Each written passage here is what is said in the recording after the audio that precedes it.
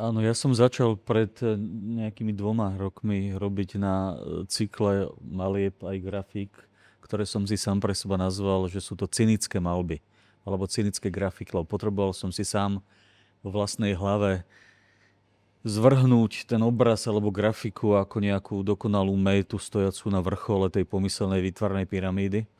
A potreboval som sa aj sám k veciam, ktoré som začal robiť, stavať trošku s takým až cynickým sarkazmom, s takým posmešným odstupom. A vyšli mi z toho tieto maskaróny, ktoré pre mňa zdajú sa byť maskami, ale môžeme začať tým, že to masky nie sú, že to sú prirodzené ľudské tváre, ktoré len pracujú v nejakých pojmoch inakosti. Nie sú to masky, ktoré by zastierali niečo, ale je to niečo, teraz mi prichádza na na spôsob skvelej knihy Rolanda Bartha Svetlá komora, kde tiež hovorí o funkcii masky.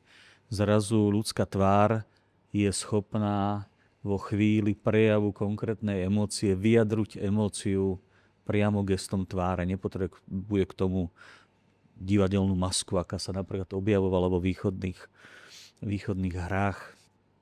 A to znamená, že tieto obrazy a grafiky, ktoré sú tu prezentované, sú len výsledkom môjho pokusu, mojej naozaj snahy trošku sa odosobniť, vzdialiť príliš veľkému ponoru do vlastných vecí a usilovať sa aj na vlastné veci pozerať s istou dávkou sarkazmu, cynizmu a príbuzných pojmov.